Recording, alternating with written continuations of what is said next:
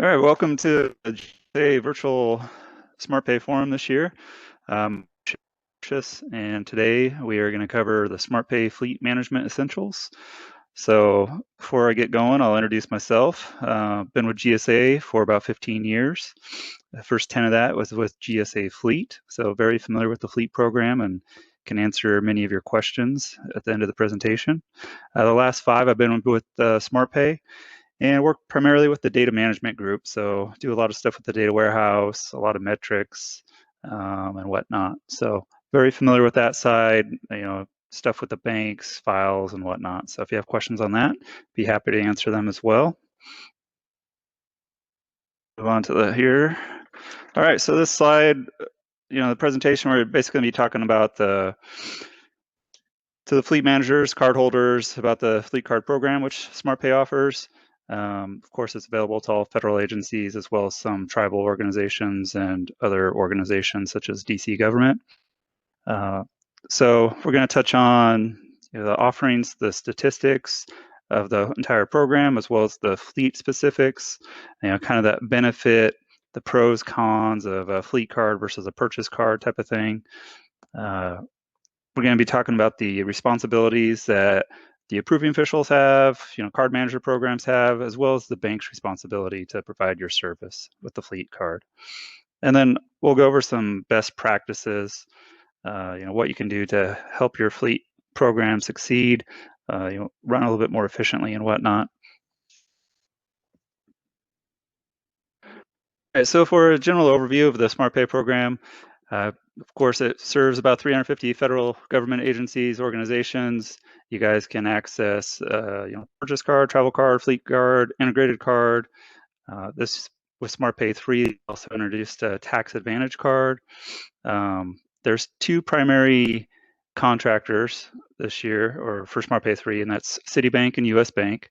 Under each bank, they also offer a fleet-specific provider. So Citibank offers Ride Express or WEX, and US Bank offers Voyager. So dedicated fleet card, those are going to be the two that you're going to use. Agencies and organizations don't pay a direct fee for using the SmartPay program. All the funds that SmartPay receives comes out of the refunds. Of course, your agency has the opportunity to earn refunds on all of your card purchases, whether it's fleet or travel or purchase cards. All right, so for overall FY19 program spend, this is government-wide, all card types. There's about $32.5 billion. So spend from FY18 was up about 6% in FY19, and transactions stayed about the same. So we saw about 96 million transactions. You can see there on the right, kind of the makeup of, 32% of those transactions were fleet, 46 travel, and 22 purchase. So fleet has a pretty high transaction count, but you got to remember a lot of those transactions are fairly small. So, you're filling up a vehicle, you aren't doing a lot of large purchases typically. There is some larger repair costs that come through, but nothing like a purchase card or, even some of the travel cards get put on them. So you can see the spin there on the left, the chart, your green line on the top, that represents the fleet spend, small in comparison, but still significant. In FY19, we also saw $419 million in refunds. So those refunds go back to your agency, support your missions. The refunds were up considerably in FY19. A large part of that is to do with the SmartPay 3 contract. So we saw about a 36% jump in refunds over FY18. So good job on negotiating those rebate rates in the SmartPay 3 contract. As you know, that refund productivity in SmartPay 3 changed. So the days to pay portion of that pretty much went away. So digging into fleet more specifically here, as I said in the previous slide, $32.5 billion was spent altogether. About 5% of that, or 1.5 billion, was fleet.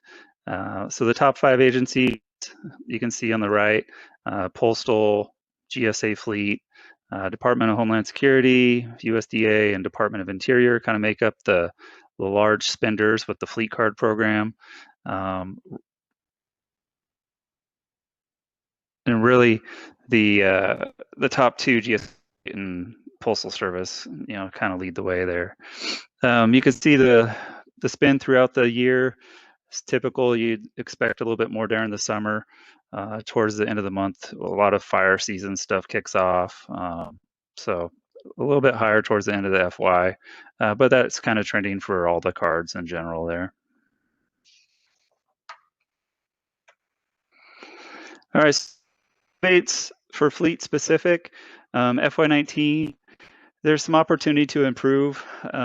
We saw, if you look at total spend and total rebates coming in, the average rebate per dollar spent was close to a cent, right? So every dollar you spend with a fleet card, you're getting close to a cent on average.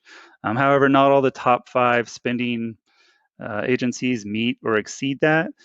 So you can see GSA, Homeland Security, and USDA did a very good job. They all were getting about 1.6 to 1.7 cents back per dollar spent. Interior came in right about that average, that 0.87 instead of 0.88. Department of Justice was close behind. The real kicker here was Postal Service, and they only got about $33,000 back in rebates from their $747 million spent.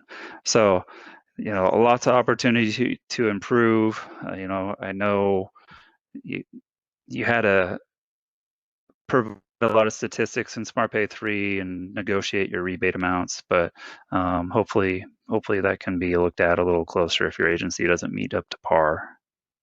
So as you can see, GSA kind of topped the scales there with 8.8 million in rebates for FY19, and that's fleet specific.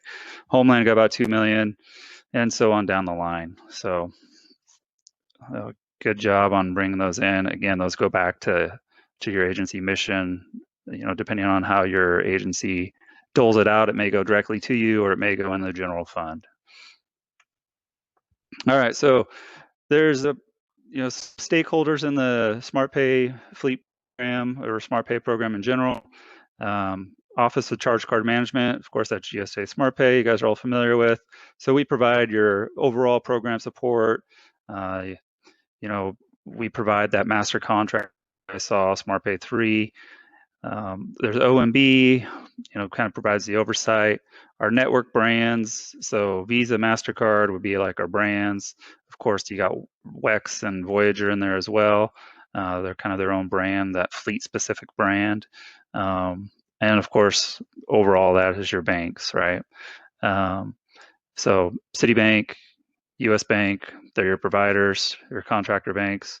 And then, of course, there's you guys, the agencies out there. So you guys use the cards, you use the products, support the missions at hand, and those are kind of your stakeholders. Obviously, each one has their own responsibilities.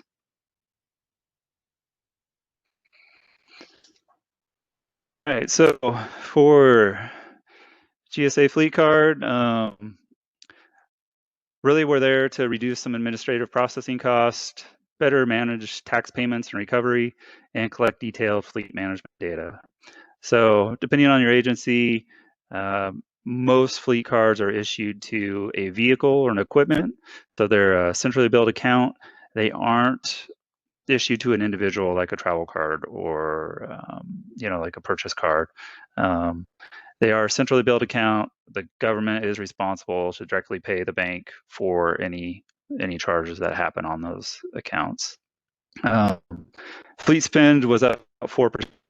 19 transactions count was up about 3%. So, typically we see correlation between fuel price and spend. as well as transactions, right? So more expensive gas, you're spending more money, but you're probably also, you might be filling up a little bit more, or, cost of maintenance has gone up a little bit with each and every year. So there's about 30 million transactions, about 605,000 cards altogether. I remember those kind of represent a vehicle or an equipment. So typically, like GSA Fleet, they would have one card per vehicle for their 230,000 vehicle fleet. Um, similar similar thing for other agencies.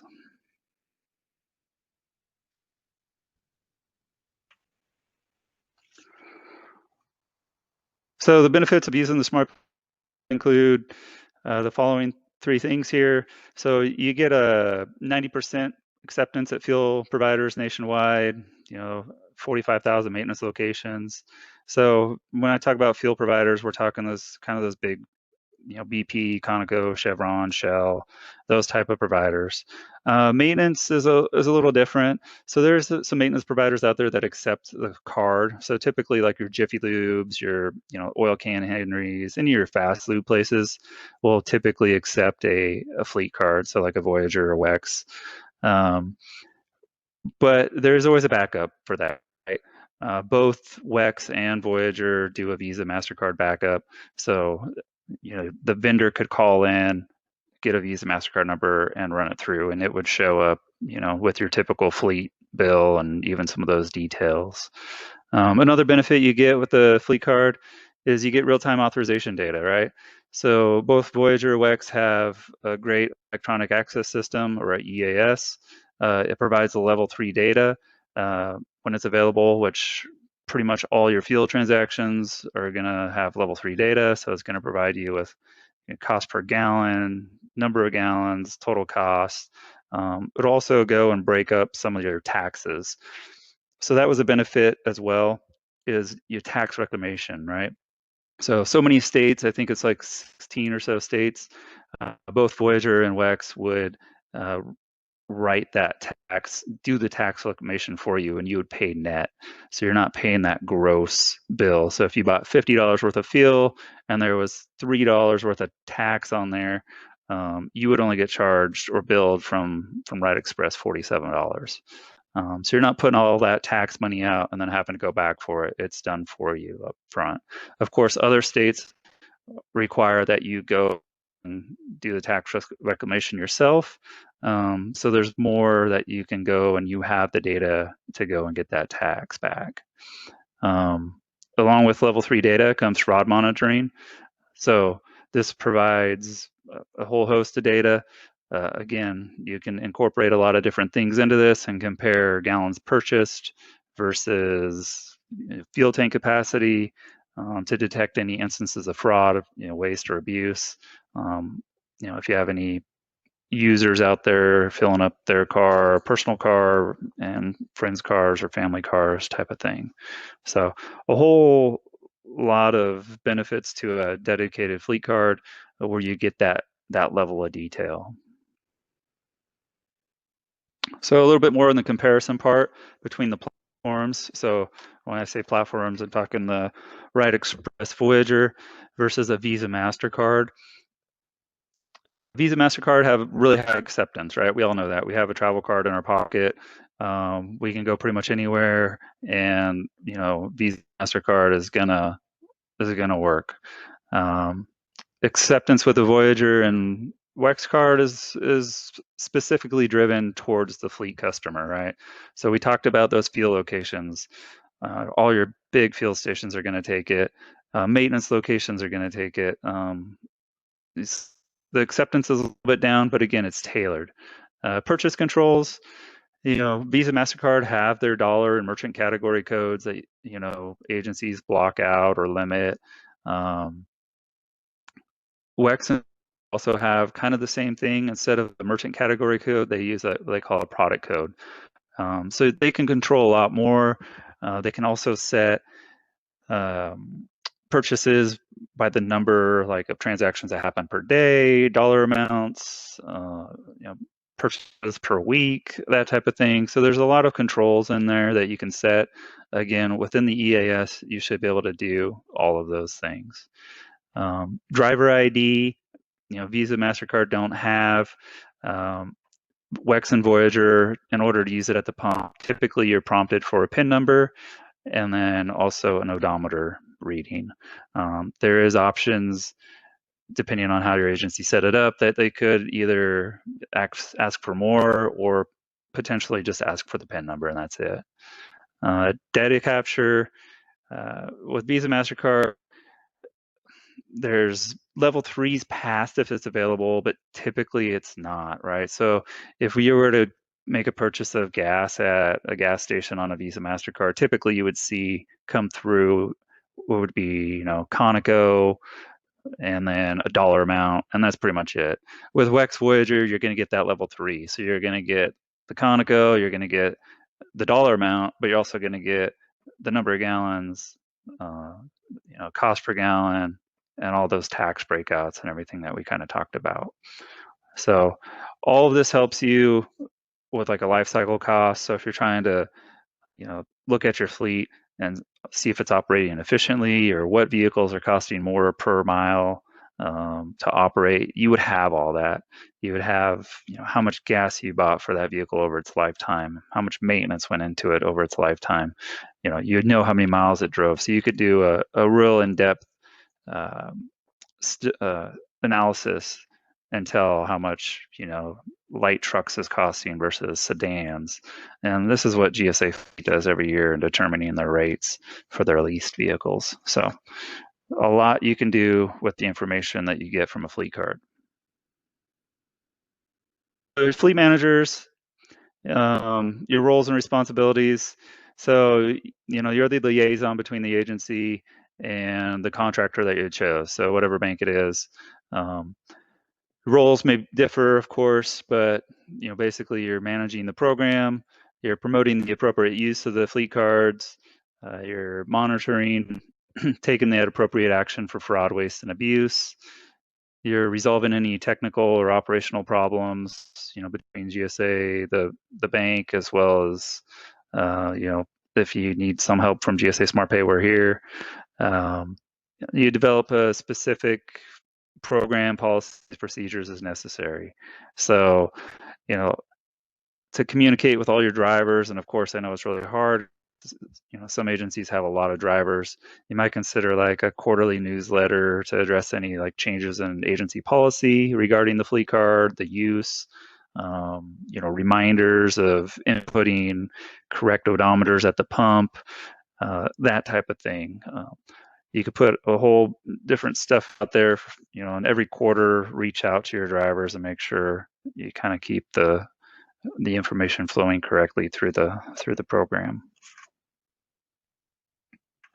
So approving officials for fleet cards are kind of a little different than your purchase and travel card stuff, but there should be a review, and probably it's more automated review of transactions that fleet card, right? So they still should be deemed appropriate and valid. They still should be monitored, and if anything needs to be resolved or questionable charges, that action should be taken. You should monitor employee compliance with the card regulations. So there is regulations out there that say that if fueling a vehicle, a fleet card, must be used. You shouldn't be using a purchase card to fuel vehicles. You should certify those monthly invoices, or in some cases, hopefully you pay those invoices a little faster. If you did in previous, like SmartPay 2, you probably got maybe a little bit more favorable rebate negotiation happening for SmartPay 3, right? So in SmartPay 2, for instance, GSA Fleet paid their bill daily. So they got the highest rebate potential that they could get. And then, moving forward to SmartPay 3, it looks like they pretty much kept that same rate. So and then you should verify the purchases or transactions. So again, there still needs to be some approving official role there. We know with the number of transactions that take place on fleet cards, it's probably more automated. It's not like logging into your financial system, seeing that purchase card, person made a transaction and you approve it. You're not approving, at the pump type transactions. All right, so the bank roles and responsibilities. We talked about this just a little bit ago, but there's Citibank and there's US Bank for SmartPay 3. Both offer a Visa MasterCard solution. Citibank for their sub for fleet, and again, fleet specific, they offer WEX, and US Bank for their sub fleet provider, they offer Voyager.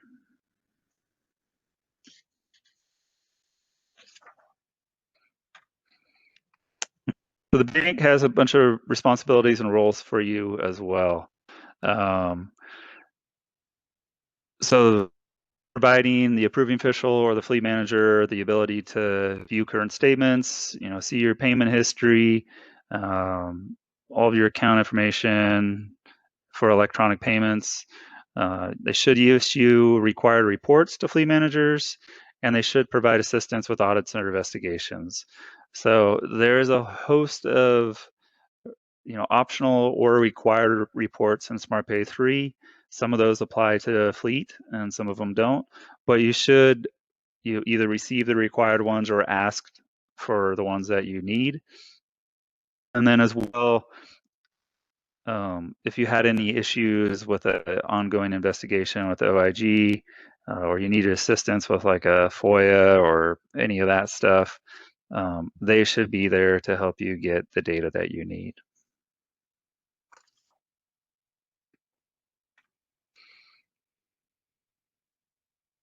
Okay, so charge card leading practices.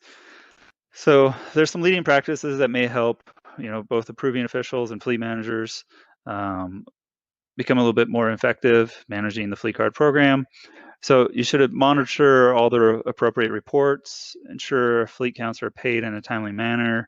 Obviously, you don't want to become delinquent. Hopefully, you have a system set up. I think most agencies do, where those get paid on a regular basis. You should publish like a frequently asked questions on the agency internal website. So, every agency has like an insight. You could post a frequently asked questions about your fleet operations there. GSA fleet issues when they fleet card, they give you like a pouch with the card that goes in, as well as a little pamphlet that they had made. That kind of goes over those do's and don'ts type of thing.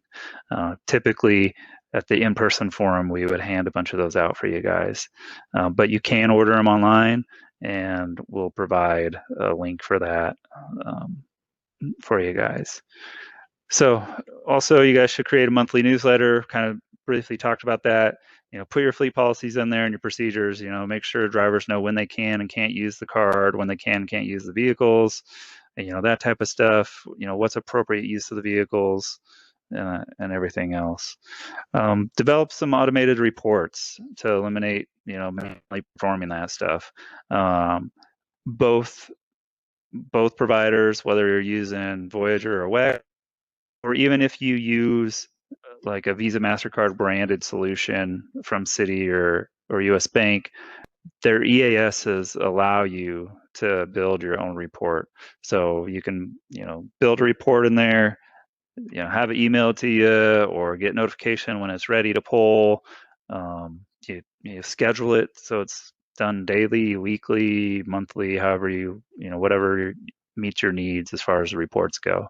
So I'd recommend getting in there, using their systems to the best of the abilities that you can. If you need help, again, remember the banks are there for you.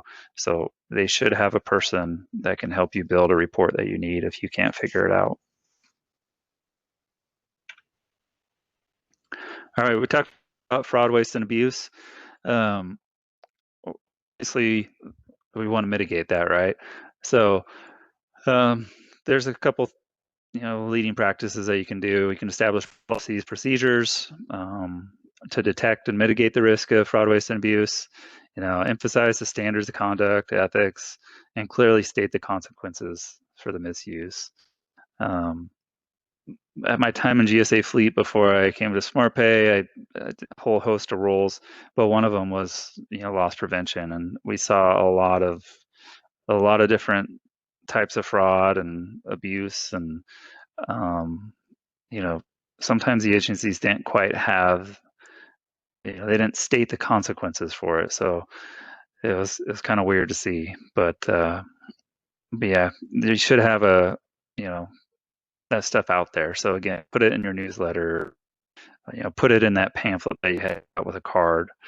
You should monitor the authorization controls and set reasonable transaction limits, right? So we talked about the controls on a fleet card, and you can limit them at a dollar level.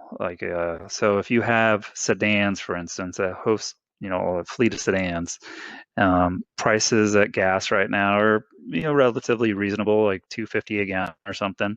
Um, your sedan probably is only going to take $50 worth of gas tops to fill up, right?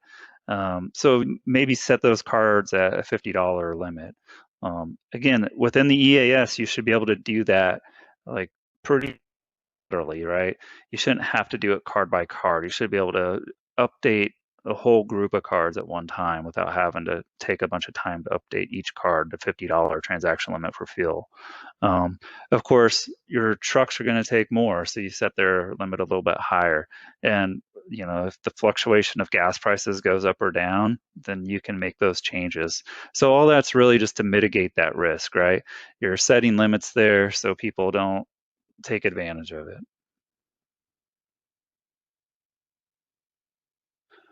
So continue here. You should review the activity through the bank's EAS, restrict spend through merchant category codes as well. So if you have, say, some vehicles out there that have a service agreement, and they don't need any maintenance stuff, you can block those merchant category codes. So all they really can buy is. You could also do the opposite. A lot of military stuff, they fill up on base, so it's not uncommon to see very few fuel charges on some of those vehicles at like a commercial gas station. Manage delinquency, implement proper training. When you got new people come on board, make sure they understand it all. Proper use and everything we talked about. Establish internal controls to ensure accounts are closed when necessary. This is hopefully something that, depending on your agency and how you're set up, is automated. GSA Fleet has a whole rolling fleet all the time, so they actually pass a file to their fleet card provider, which is Red Express, and depending on the status of that vehicle, it will automatically suspend or terminate the card associated with it if it's deemed out of service. So you want to make sure you close those accounts. We don't want a card to remain open for months or even days after the vehicle's gone, right? It just takes one person to all of a sudden realize they can use that card, and nobody's going to know. But hopefully you set up your reports and you will know, right? All right, so some leading practices on reporting. So mention that there is a whole host of reports out there for SmartPay 3. So you should see, your payments, your disputes, your delinquencies. You should monitor those reports regularly. Make sure you monitor for fraud, waste, abuse. Use the bank reports proactively, right? So, for your invoices, your payment data, meeting OMB requirements, use those reports to help you get all that stuff and before somebody asks for it and you don't know what's going on. And then, of course, develop your own automated reports specific to your agency organization. All those can be done in their EAS, depending if you get a data feed from your card provider. You could even do some internal analysis on that.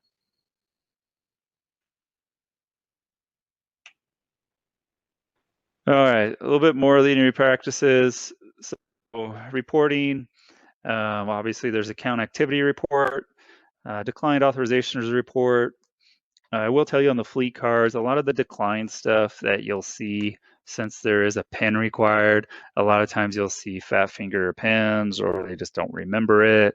So a lot of it's like a pen failure on decline stuff, but you should look to see if there's some other ones happening, such as, the card's been suspended or terminated, and then hopefully that vehicle is, not in use.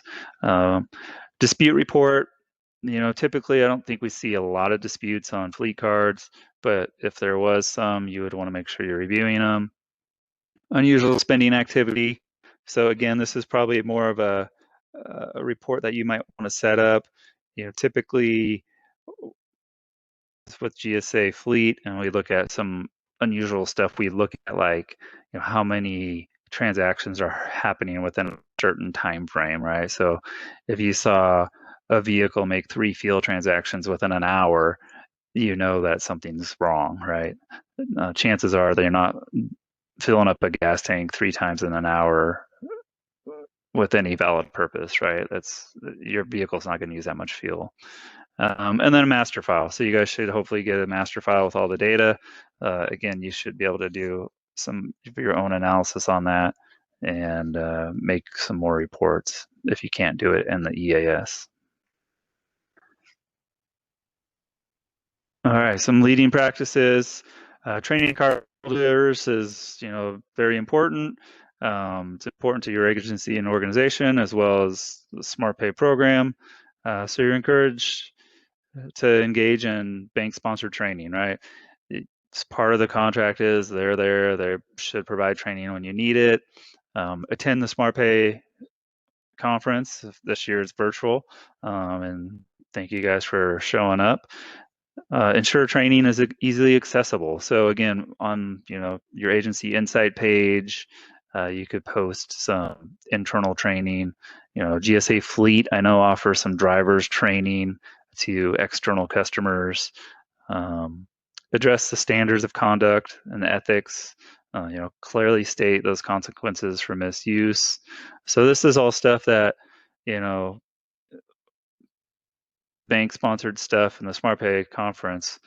Really, when you bring a new driver on, hopefully you give them a good roadmap on how to properly navigate the fleet card world and how to operate their vehicles. All right, so that's it for the presentation, and we'll have some audience questions. We'll open up the mics, I think, here in a little bit, and I will provide my contact info on the last screen here before we move into that.